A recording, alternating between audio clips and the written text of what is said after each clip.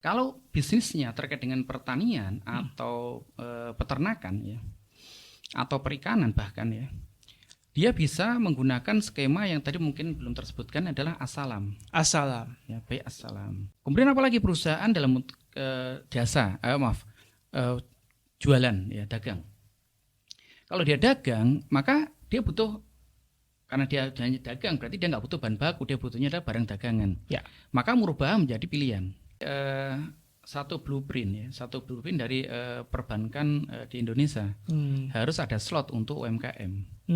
Jadi memang ada, dan kalau kita lihat di seluruh laporan keuangan perbankan pasti ada nanti pembagian tuh slot untuk UMKM dan slot untuk non UMKM. Pasti ada. Assalamualaikum warahmatullahi wabarakatuh. Selamat datang kembali di podcast Wakaf Ilmu, podcast yang bahas soal bisnis, keuangan, karir, dan kawan-kawannya, dan sesuatu hal semua yang bermanfaat buat kalian semua. Nah, di episode kali ini kita akan membahas terkait bagaimana kemudian para pebisnis UMKM khususnya itu bisa mendapatkan permodalan yang sesuai dengan syariah. Jadi nggak bergantung hanya pada kur bank yang berbasis bunga, apalagi itu kan ada ribanya ya, makanya hati-hati. Nah, saat ini kita sudah bersama Pak Imam Wahyudi. Assalamualaikum Pak Imam. Waalaikumsalam warahmatullahi wabarakatuh. Gimana kabarnya hari ini Pak? Alhamdulillah sehat. Alhamdulillah sehat. Sibuk apa aja sekarang Pak? Yang pertama tentu kesibukan di kampus ya, di kampus FEUI. Yang kedua di Yayasan Darul Ilmi Al-Islamiyah. Oke, Darul Ilmi Islamiyah. Di FEUI di apa? Prodi manajemen Pak ya?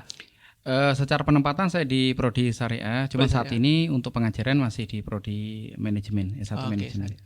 Nah, beliau adalah salah satu dosen yang membahas topik-topik seputar fikih muamalah, fikih riba gharar dan kawan-kawannya, dan ini menjadi sangat menarik karena kita akan mengangkat isu terkait dengan tadi permodalan syariahnya Pak ya. Nah Pak, boleh nggak kita tahu nih Pak, gimana caranya supaya UMKM ini biar dia tuh modalnya nggak kur-kur lagi gitu loh. Kan sekarang digaungkan ketika UMKM pengen dapat modal udah kekur aja, apalagi yang paling parah tuh udah pinjol aja. Nah ini kan makin bahaya gitu ya. Nah boleh jelasin nggak Pak, bagaimana kemudian UMKM ini bisa mendapatkan permodalan syariah, itu dari mana aja sih Pak sumbernya?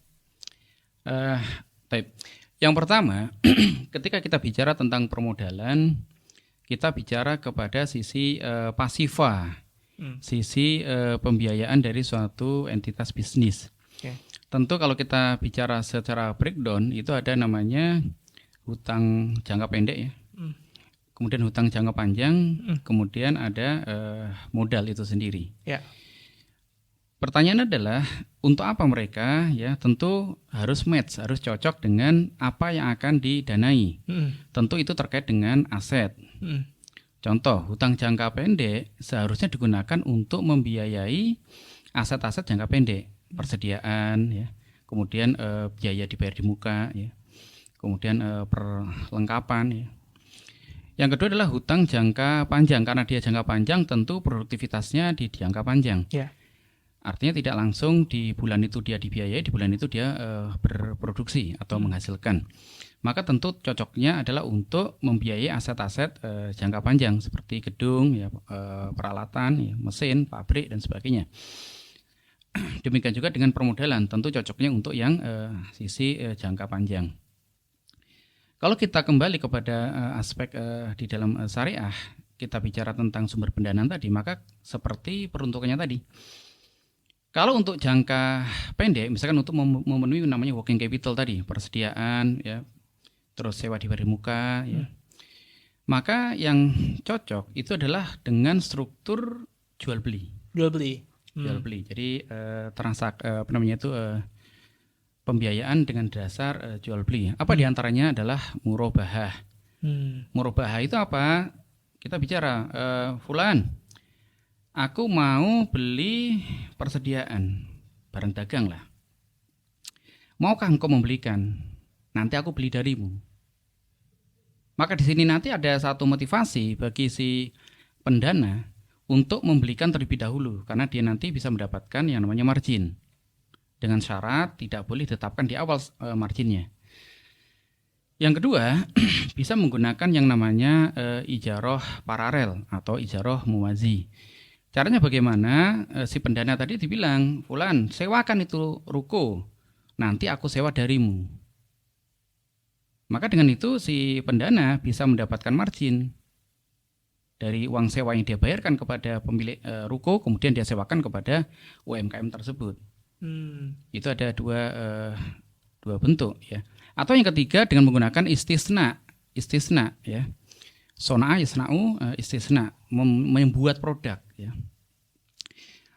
Misalkan ini produknya custom, maka dia masuk ke pabrik atau ke ke produsen ya. Buatkan ini, nanti aku bayarnya nyicil. Nah, itu bentuk daripada istisna.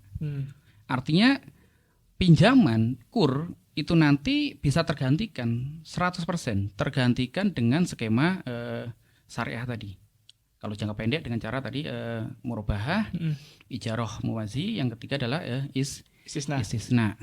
Okay. Kemudian untuk jangka panjang, misalkan beli lahan, beli ruko, beli kantor, atau bikin pabrik atau mesin, maka juga sama, bisa menggunakan skema tiga-tiganya juga. Hanya dibedakan tenor waktunya saja. Kalau jangka pendek tentu di bawah setahun. Kalau dia misalkan untuk aset jangka panjang ya dengan tenor lebih dari 1 tahun. Atau yang keempat untuk jangka panjang bisa menggunakan skema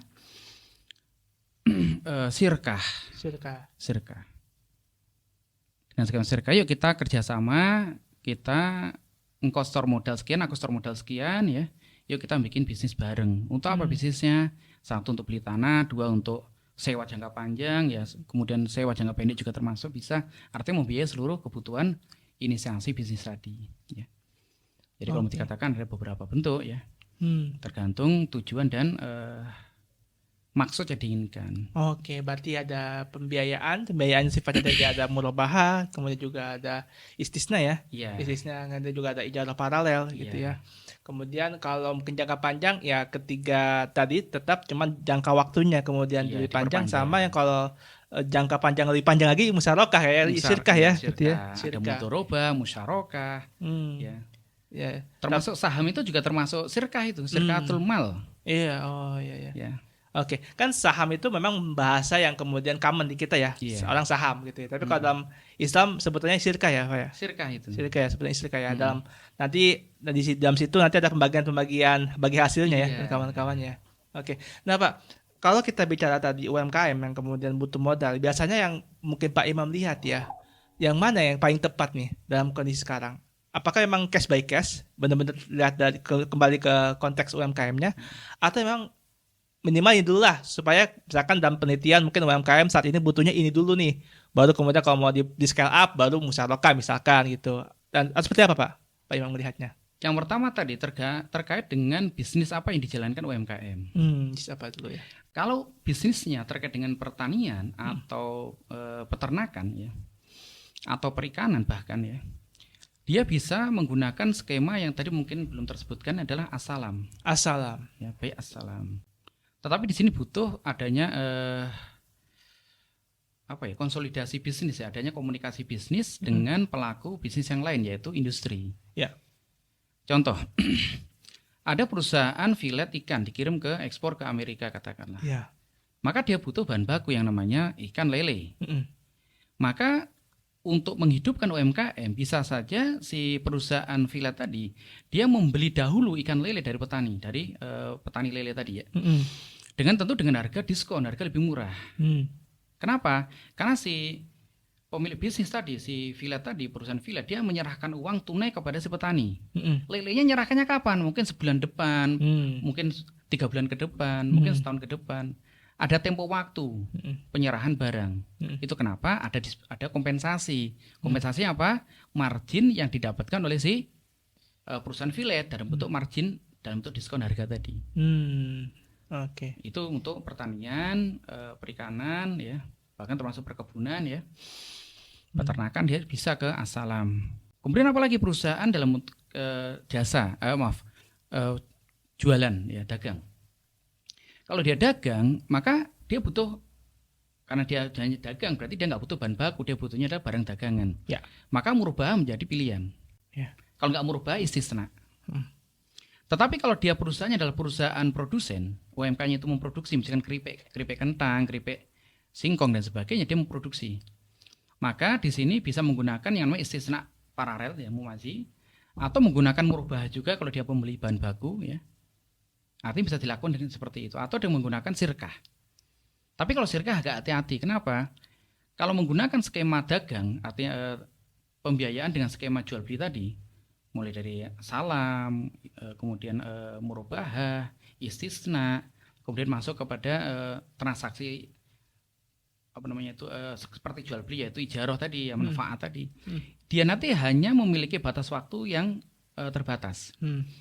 Artinya si pendana itu nanti hanya akan mendapatkan keuntungan atau faedah hanya dari margin saja. Setelah itu tutup. Oke. Artinya dia jual putus. Udah putus. Tapi beda dengan kalau dia sirkah. Kalau UMKM masuk ke sirkah, maka yang ada nanti adalah bagi keuntungan. Selama masa sirkah itu ada. Yes. Yang kedua, seluruh aset yang menjadi aset sirkah menjadi aset bersama. Jadi tidak bisa si pendana, tidak bisa si yang didanai itu keluar dari ikatan itu. Dia akan terus berbagi hasil terus. Sampai kapan ya? Sampai selesai sirkahnya.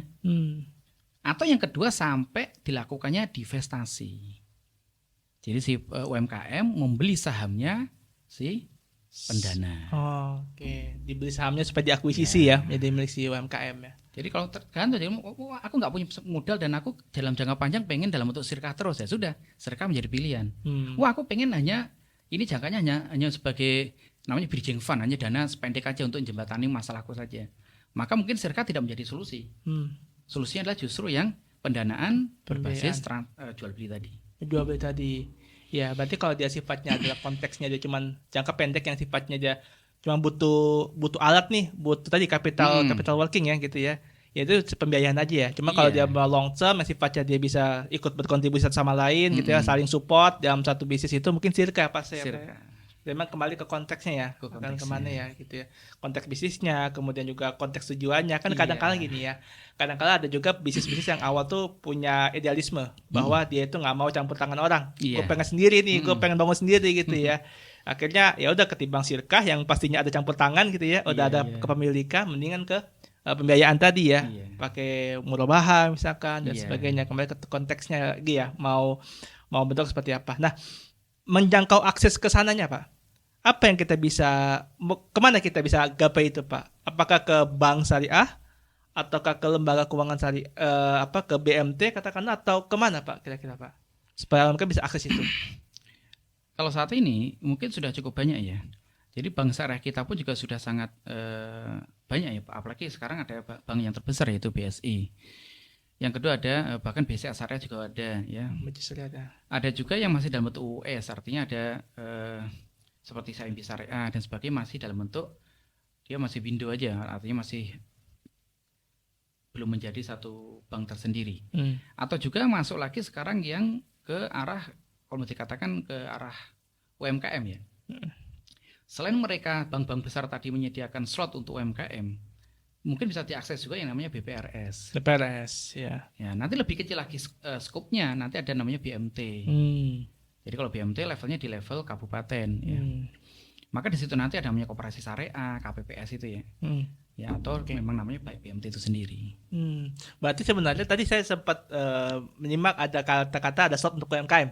Artinya bahwa kan ada stigma nih ya, stigma yang berkembang bahwa bank ini nggak perlu UMKM. Bank ini karena dia cukup risky dalam mengelola manajemen keuangannya, artinya perlu kepada sektor-sektor besar aja gitu, supaya modalnya bisa aman lah, NPL-nya bisa ditekan lah gitu ya, nggak kan gitu ya. Cuman tapi memang ada ya slot untuk di ke UMKM itu. Iya, dan memang itu menjadi satu blueprint dari perbankan di Indonesia. Harus ada slot untuk UMKM. Jadi memang ada, dan kalau kita lihat di seluruh laporan keuangan perbankan pasti ada nanti pembagian tuh slot untuk UMKM dan slot untuk non UMKM.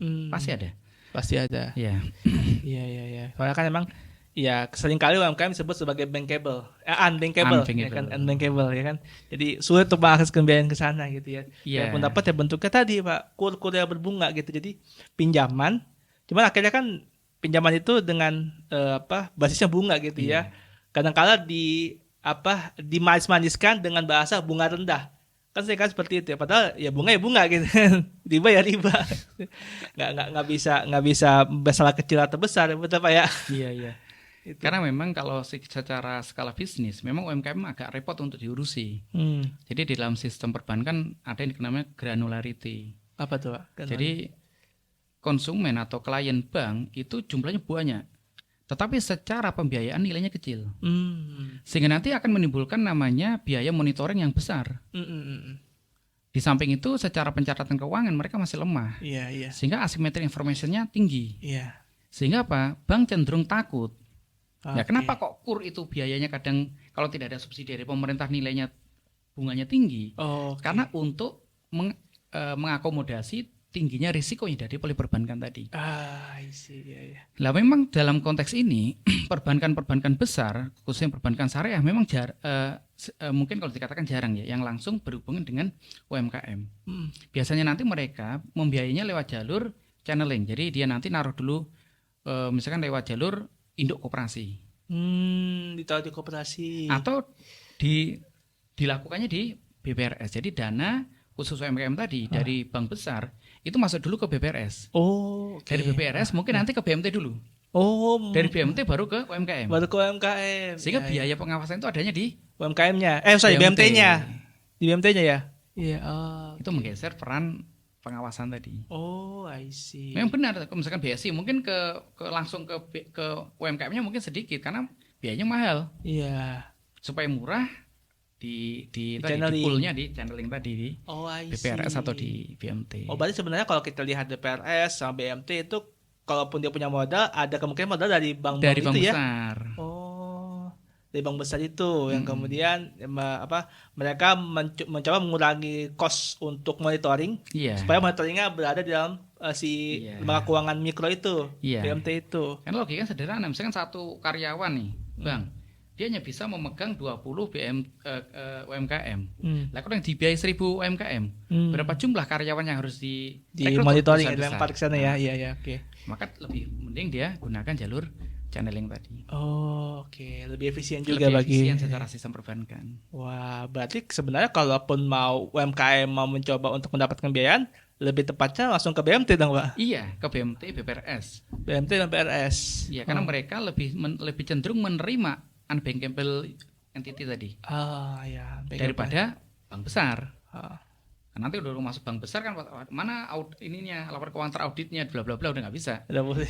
Mana aset yang teragunankan yang bisa diagunankan kolateralnya ya nggak ada. Yang bisa menjangkau itu ya BPR atau BPRS atau BMT. Dia lebih lunak. Gitu ya. Kita pernah riset di BMT yaitu 2013, 14, 15. Bahkan di BMT Jawa Tengah itu mereka tidak butuh aset kolateral. Yang penting kiai sempat menyatakan orang ini baik dibiayai. Jadi isunya ada isu namanya social bonding. Jadi ikatan sosialnya didahulukan. Jadi selama kiai sempat karena kiai namanya kiai kalau dia ngomong kan dihormati ya, diakui. Dan dia ketika berbicara pun akan sesuai dengan fakta. Dan biasanya akan cenderung bisa dijadikan sebagai tadi penjamin. Garantornya, jadi penjaminnya. Jadi kalau nanti misalkan si nasabah tadi, si anak didiknya tadi atau yang masyarakat yang dikenal oleh kiai tadi bermasalah secara pembayaran, si BMT nanti datangnya bukan ke debiturnya, bukan ke klien tadi, tapi datangnya ke kiai. Pak Yai, minta tolong dong, dia belum bayar. Nanti kayaknya akan nasihatin. Iya. Itu namanya sosial tadi. Iya. Kayak Grameen Bank ya. Iya, Grameen Bank juga bisa masuk ke sana. Oke, buat mengkolateralisasi mengkolateral dari sisi sosial ya. Sosialnya. Oke. Supaya menekan juga angka ini ya, angka gagal bayar ya. Iya. Dengan demikian, Oke, ini menarik. Jadi sebenarnya kalau UMKM pun mau mengakses permodalan yang lebih syar'i ya jatuhnya, itu bisa ke BPRS ya, BPRS ke BMT gitu ya. Itu secara riset atau secara Pak Imam melihat itu lebih mudah nggak Pak? Lebih mudah dalam artian nggak ribet, nggak kan kalau UMKM kan masih ribet-ribet Pak ya. Ya orang yang penting kan kayak pinjol lah, gampangnya kan tinggal scan KTP dapat duit gitu ya, selesai gitu. Itu secara teknis ribet nggak sih Pak? Kalau secara riset pada waktu itu Tidak. Jadi justru BMT itu akan lebih lunak. Kenapa? Lunak. Sekali mereka mendapatkan dana, katakanlah entah itu dana dari internal ya, ataukah dana kucuran dari bank besar tadi, dia kan harus mengeluarkan dana itu. Harus keluarkan dana itu. Sehingga motivasi dia untuk melakukan pengetatan atas screening itu menjadi rendah. Oh, oke. Karena yang dituju adalah semakin cepat dia menyalurkan, semakin banyak dia menyalurkan. Yang kedua, memang secara mekanisme seleksi dan monitornya beda. Tadi seleksinya di level UMKM tadi, satu level tadi. Misalkan beberapa BMT ya, itu menggunakan seperti Grameen Bank. Dia membentuk dulu namanya komunitas pengajian. Oh, oke. Ada komunitasnya ya. Nanti yang merekomendasikan adalah pengelola komunitas kajian itu. Ya. Atau membiayai lewat jalur tadi Pak Kiai, jamaah Pak Kiai yang bisa dibiayai siapa aja. Lewat orang yang dipercaya ya. Lewat orang terpercaya. Oke. Sehingga isu tentang masalah jaminan, masalah kemampuan bayar ya, itu menjadi sesuatu yang nomor 2. Yang penting ada jaminan sosial dulu apa enggak? Oke. Jaminan sosial dulu, jaminan aset belakangan ya, atau enggak berhitungkan ya? Iya, jadi justru malah bukan jaminan aset baru dia masuk ke kriteria berikutnya, tidak. Kriteria pertama ada penjaminan dulu. Oke. Setelah itu baru dia ngelihat sisi kemampuan bayar. Setelah itu baru bisa ngelihat sisi penjaminan aset. Artinya kalau nanti dia nggak mampu bayar, ada aset yang bisa digunakan. Jadi kalau mau di layering itu satu jaminan sosialnya dulu, dia punya orang kredibel ya, untuk dipercaya. Kemudian yang kedua baru ada kemampuan bayar, gitu ya. Mungkin dilihat dari cash flow bisnisnya ya. Terus kemudian yang ketiga baru aset ya. Itu yang dulu dikenal dengan namanya tadi karakter. Jadi 5K itu ada yang pertama itu karakter. Setelah karakter baru capacity. Capacity tadi kemampuan dia bayar tadi. Secara perusahaan dia produktivitas menghasilkan labanya berapa, itu kapasitas. Artinya batas dia untuk minjam. Jadi karakter, capacity, kemudian masuk kepada tadi kolateral. Iya. 5C itu ya kalau dalam bahasa Indonesia kan. Karakter, capacity, condition of economics, kolateral. Saya lupa lagi apa ya. Ada 5C ya. Gitu. Oke. Berarti ya itu ya. Berarti yang penting adalah dia itu di masyarakat itu kredibel ya. Iya. Nah, itu yang paling penting ya, Pak ya. Ya dalam tanda kutip punya integritas, ya kan? Karena kan kalau dia di masyarakat tidak dipercaya gitu ya, berarti kan ketahuan nih ini orang moralnya bermasalah ini. Tapi nggak ada orang yang percaya gitu kan. Gitu. Memang ada isunya di perbankan itu adalah ability to pay dan willingness to pay. Oke. Beda tuh ya. Ya, kalau dia mampu tapi nggak mau bayar, namanya dipertanyakan willingness-nya ya. Nah, karakter itu nanti credibility tadi mengunci yang tadi. Willingness-nya dia dapat dulu. Oke. Baru ability-nya. Evaluasi. Iya. Nggak kebalik ya Pak ya. Karena kan kalau kita bicara soal mau rasional nih. Iya. Kan ability dulu nih.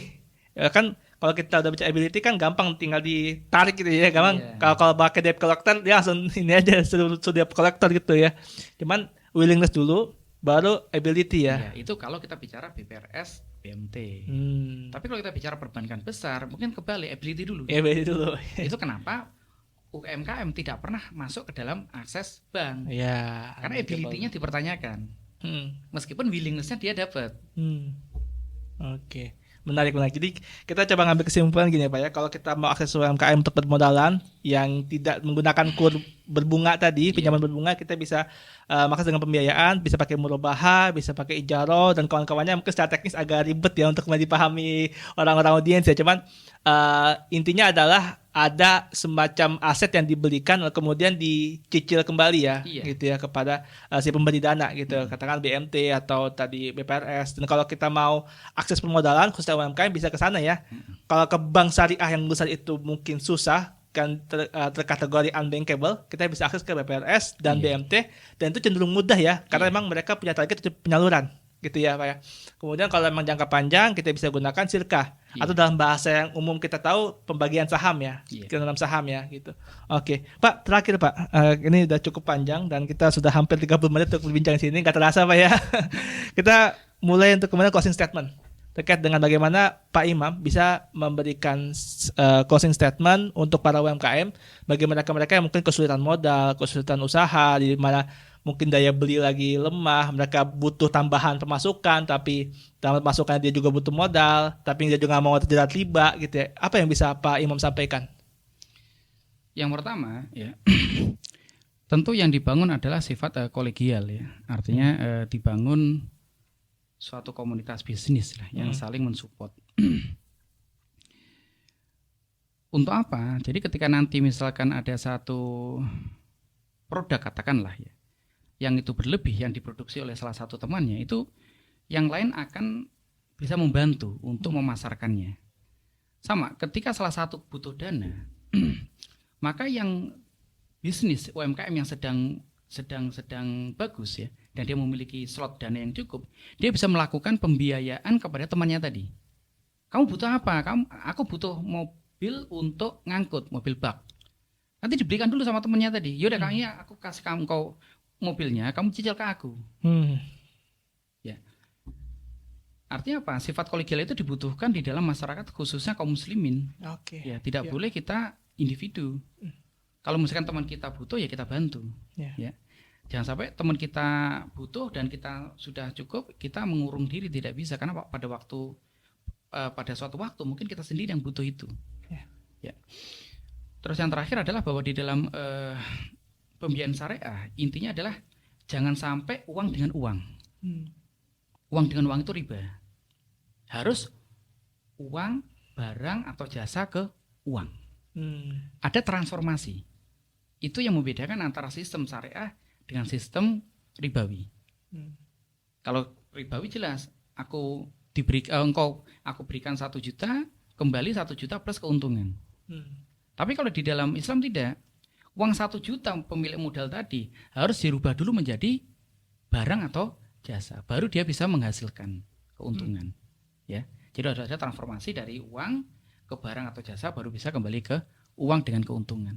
Mungkin itu yang bisa saya sampaikan. Oke, siap. Makasih banyak Pak Imam. Teman-teman, itu perbincangan kita terkait dengan bagaimana cara UMKM bisa dapat permodalan selain dari kuliah, yang tentunya kita tidak sangat menyarankan, bahkan kalau bisa dijauhi.